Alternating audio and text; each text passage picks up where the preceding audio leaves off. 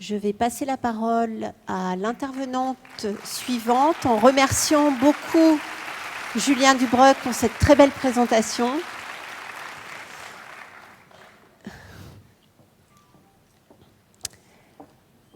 Et donc Magali Descamps qui nous vient de Mons et qui va intervenir dans la suite logique de l'intervention de Julien sur l'autodétermination et la réhabilitation, sur les services à la communauté qui sont rendus par les personnes TSA. Merci. Merci à vous, Magali. Merci. Bonjour à toutes et à tous. Alors, au risque de paraître très répétitive et peu originale, je me permets de démarrer mon intervention en remerciant toute l'équipe du CRA qui m'a permis d'être ici pour partager avec vous une expérience que nous menons depuis presque 10 ans au sein de la Fondation SUSA, donc le service universitaire spécialisé pour personnes avec autisme qui se situe en Belgique. Présenter des projets d'activité citoyenne qui s'appellent Estime et qui sont en fait 2 équipes de volontaires qui donnent de leur temps et qui permettent à des associations, à des services publics d'avancer dans leurs activités. Alors, on dit souvent que quelques images valent mieux qu'un long discours. Alors, je souhaite rentrer dans le vif du sujet de cette intervention en vous proposant une courte vidéo de ce que sont ces activités citoyennes. La main verte comme source d'épanouissement et de découverte, c'est ce que propose ce projet mené conjointement par la section horticulture de l'Athénée provincial Jean Daven de Mons et la fondation SUSA qui œuvre en faveur d'autistes. Une initiative bien vécue des 2 côtés. C'est au cas par cas, donc voilà, l'autisme c'est très différent pour chacun. Donc il y en a certains qui sont très réticents et il faut toujours des gants, et d'autres peuvent manipuler la terre sans aucun souci. Donc c'est vraiment différent pour chacun. Ils sont très très contents de venir. Le mercredi, on voit vraiment qu'ils sont heureux d'être là, afin d'entretenir les cultures, récolter, vendre tout ce qui était vendable. Et ça leur permet de faire des choses qu'ils n'ont pas l'habitude de faire au quotidien, mais tout en touchant à l'horticulture. Une expérience humaine enrichissante qui permet d'aller à la rencontre de l'autre. J'aide le SUSA à l'école horticole tous les mercredis. Pour l'instant, je trie les tomates, les mûres et pas mûres, même si je n'ai jamais eu la main verte. Sinon, c'est très bien de travailler ici. Une ressource utile, valorisée et valorisante. Pour nos élèves, ça permet de s'habituer à la différence aussi. Ça permet de ne pas critiquer sans pouvoir connaître. Et ça permet une interaction entre les élèves et les jeunes qu'on accueille ici. Quand on a commencé, ils étaient à 4. Maintenant, ils sont 10. C'est que ça permet à certaines personnes de tester l'horticulture. Il y a eu une évolution pour certains au niveau, par exemple, la communication. Partenaire non négligeable de l'opération, le projet Proxial, qui vise une alimentation saine et responsable au sein des établissements scolaires de la province de Hainaut. Dans les serres, on a tout ce qui est l'entretien des plantes d'orangerie et les plantes d'intérieur. Ici, dans cette serre-ci, on fait tout ce qui est culture d'hiver, donc salade de blé, épinards, cerfeuil. C'est eux qui s'occupent essentiellement de toute la culture du chicon. Le travail est parfois beaucoup plus soigné et fait avec beaucoup plus de cœur que parfois nos élèves dans la section. Si je voulais réaliser un truc, réfléchissons un peu, ça va être un grand golfeur professionnel. La preuve que tous les espoirs deviennent possibles.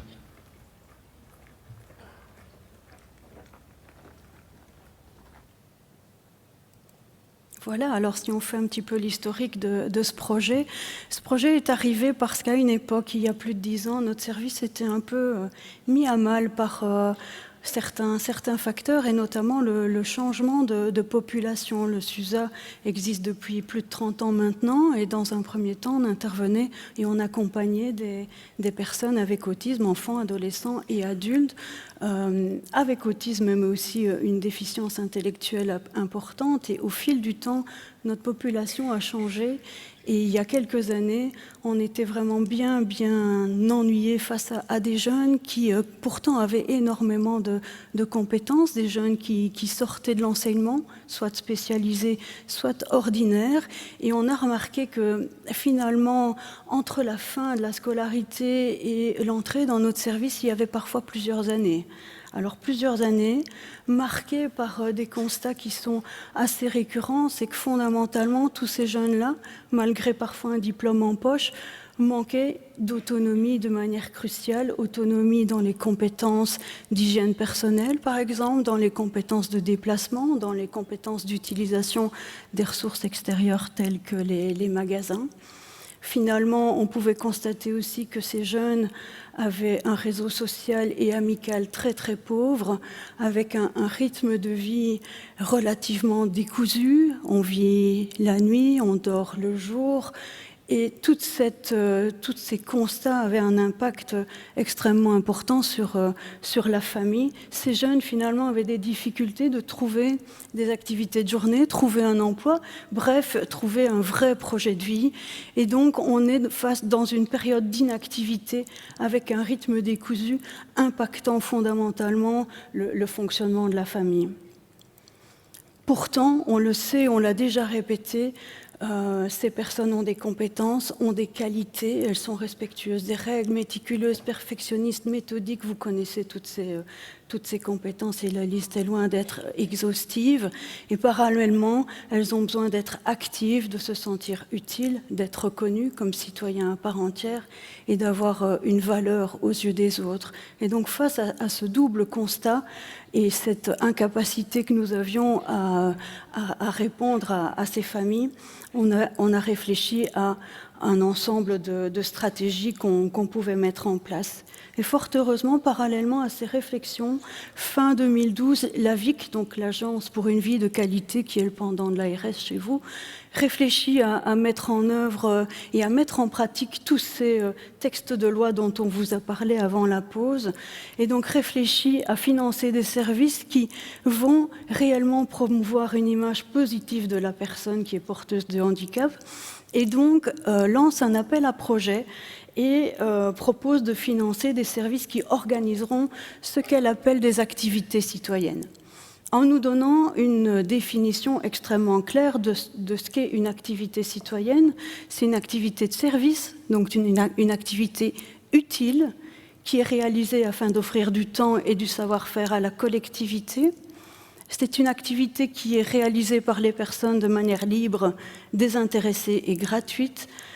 Chez nous, en Belgique, ces activités citoyennes sont assimilées à des activités de volontariat, donc sont régies par la législation sur le volontariat. Et enfin, elles peuvent se réaliser dans des services publics et des associations sans but lucratif. Depuis 2012, un ensemble de projets ont été reconnus, et donc actuellement en Belgique francophone, 28 projets d'activités citoyennes concernant des personnes porteuses de handicap ont vu le jour.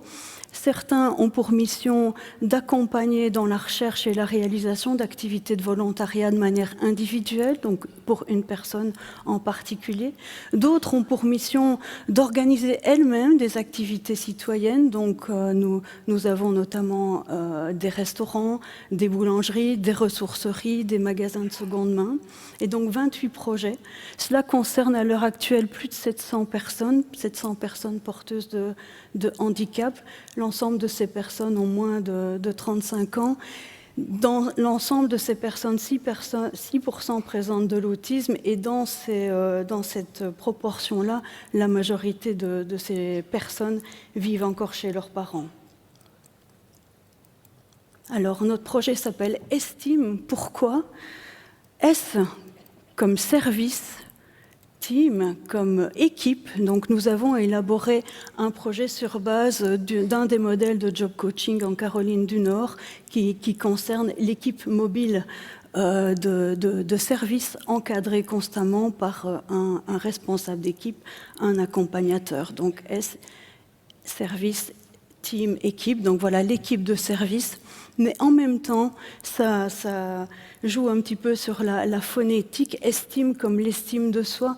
On espère qu'en mettant en place ce projet, l'ensemble des volontaires avec autisme qui vont y participer augmenteront leur estime d'eux-mêmes, leur confiance en eux, leur qualité de vie. Donc une équipe de service pour permettre à la personne de se sentir utile en réalisant des activités de service. Donc le projet, des objectifs particuliers, mais en même temps une méthodologie vis-à-vis des participants, donc des volontaires avec autisme, mais également vis-à-vis des associations partenaires, c'est-à-dire les associations dans lesquelles nos volontaires vont rendre des services.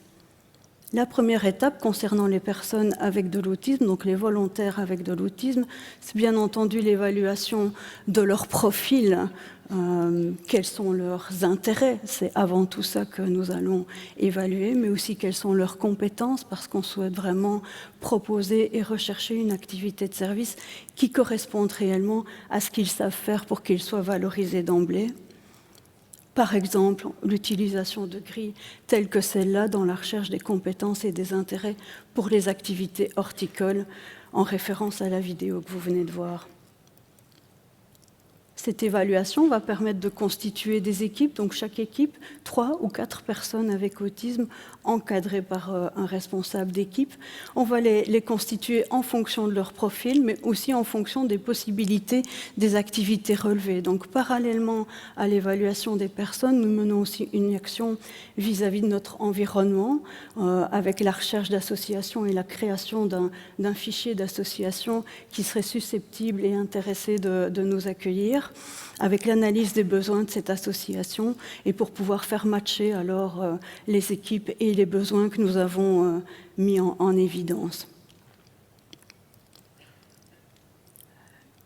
Une des tâches qui est importante et notamment du responsable d'équipe, c'est l'organisation du travail et l'accompagnement des équipes, un accompagnement adapté en fonction des besoins des uns et des autres. Et donc voilà, par exemple, on sait que les supports visuels sont toujours très très importants pour nos volontaires. Donc voilà un exemple de support visuel dans le cadre d'une activité administrative réalisée par nos volontaires.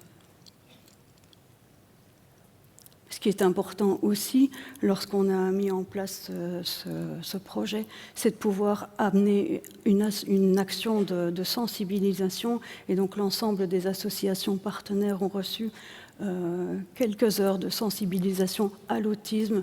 Et on a aussi tenté de les rassembler pour qu'elles puissent échanger autour de leur expérience.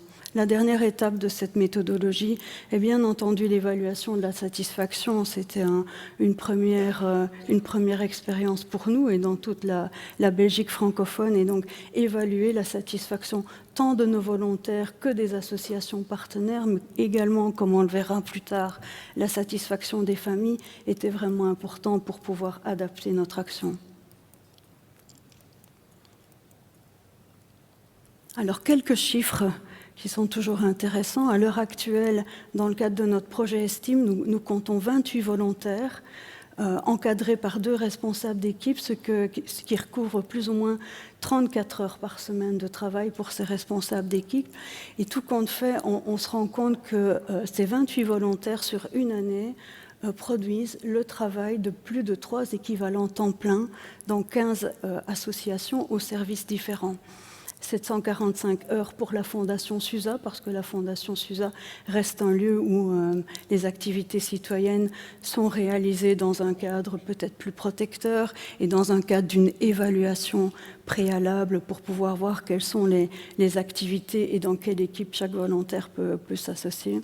Et fondamentalement, beaucoup d'heures sont réalisées dans des associations partenaires, 15 associations pour 4527 heures de travail finalement, parce qu'on verra que autant dans la tête des volontaires que de leur famille, il s'agit bien d'un job qui est important pour eux. Voilà, à titre d'exemple, la variété d'activités que nos volontaires peuvent faire, du travail administratif, du travail d'entretien des espaces verts, du travail aussi de réalisation d'aide et de soutien des associations comme l'organisation de colis alimentaires, la préparation de petits cadeaux dans le cadre de festivités d'école, etc. Donc autant d'heures pour toutes ces associations. Ce qu'on peut constater aussi, c'est que depuis 10 ans, nous avons des services qui sont extrêmement réguliers. L'école horticole que vous avez vue dans la vidéo, ce sont à l'heure actuelle 12 bénévoles qui interviennent une journée complète en semaine. Par contre, nous avons des associations qui sont régulières et qui savent depuis quelques années que 2 ou 3 fois par an, on peut leur venir en aide dans des actions bien précises. Donc des activités multiples et variées dans des associations dont les missions sont aussi multiples et variées. Étant donné que ce sont des activités qui sont considérées comme des actions de volontariat, nous avons aussi quelques règles à respecter en fonction de la législation et notamment la réalisation d'une convention. S'agissant de notre projet, cette convention est tripartite, donc elle lie le volontaire et l'association partenaire, mais également la Fondation SUSA. Chacun a des engagements bien particuliers, de proposer des activités, d'offrir un encadrement bien précis, d'être attentif à la structuration des activités. L'ensemble de ces conventions qui reprennent les engagements des uns et des autres sont rédigées en facile à lire et à comprendre et sont lues, et bien entendu, de manière individuelle avec chacun de nos volontaires. Voilà quelques exemples. Bien entendu, il s'agit de volontariat, donc il n'est pas question de rémunération, mais on est toujours attentif à ce qu'il y ait des avantages, que ce soit pour certaines associations, le défraiement des frais de transport. En tout cas, on essaye toujours d'avoir un retour, un avantage en nature, si je puis dire, et notamment pour cette convention-là, on négocie toujours au minimum à boire et à manger pour nos volontaires.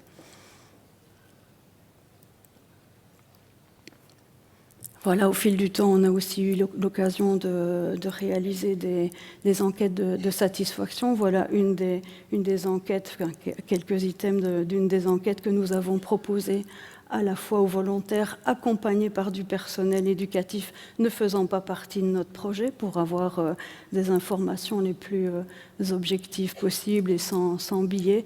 Ces enquêtes recouvraient l'ensemble des aspects qu'on pouvait évaluer, tant au niveau de la relation avec le responsable d'équipe, tant au niveau des horaires, du panel d'activités proposées, du matériel mis à la disposition. Voilà quelques exemples ici. Voilà. Et donc, au travers de ces enquêtes, qu'est-ce que nous pouvons voir? D'une part, du côté des familles, les familles expriment leur satisfaction que leur enfant, devenu adulte, puisse participer à ce type d'activité, notamment parce qu'ils constatent que leur enfant est valorisé, que leur enfant est responsable et utile. Comme je le disais tout à l'heure, la notion de travail est souvent citée par ses parents. Et puis finalement, avec tout le vécu qu'ils ont eu précédemment, la réalisation d'activités citoyennes met l'accent sur le fait que ce qui est essentiel, c'est d'être en dehors de la maison, de pouvoir sortir, réapprendre à sortir et pouvoir faire des activités régulières à l'extérieur. Un autre aspect qui est important aussi, c'est de rencontrer d'autres personnes ayant le même profil, et je vous avoue que ça fait partie vraiment des sujets de satisfaction de notre équipe, c'est de voir à quel point maintenant toutes ces équipes sont des équipes de potes. On a l'impression que ce sont des amis qui travaillent ensemble, et parfois on aurait envie de leur dire attention les gars, on n'est pas dans un hall de gare ici, on est là pour travailler un petit peu, tellement il y a des échanges et c'est vraiment très très positif. Et finalement, les parents mettent aussi en évidence une amélioration des habiletés sociales, comme on vient de le dire, mais de l'autonomie en général. La mise en place de ces activités citoyennes va de pair avec l'apprentissage sur les déplacements, va de pair avec l'apprentissage de quelques petites notions de cuisine, parce que pour aller travailler, il faut quand même préparer, comme on dit en Belgique, sa mallette, c'est-à-dire de quoi boire et manger. Donc c'est tous ces aspects-là qui sont un petit peu annexes, qui sont mis en évidence par les parents.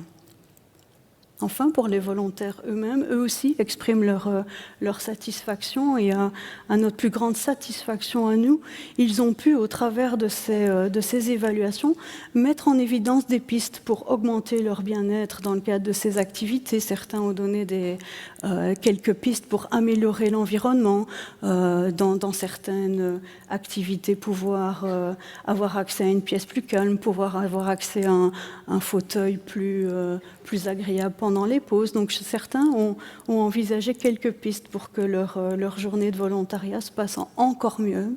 Certains ont demandé des adaptations de leur horaire, et pour la plupart ont donné l'information qu'ils avaient envie de varier le type d'activité proposée.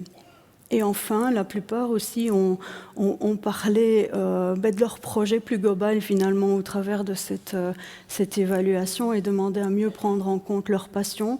Donc ce dernier élément nous a permis aussi d'adapter et de développer d'autres activités au sein de notre service d'accompagnement, telles que l'organisation d'un cours d'informatique, l'organisation d'un peu de coaching, notamment pour qu'ils puissent réaliser des activités de loisirs sans nous. Et donc ces évaluations nous ont vraiment permis d'adapter au mieux notre offre de service. La VIC a aussi mené une énorme enquête de satisfaction auprès des 28 services qui réalisent des activités citoyennes.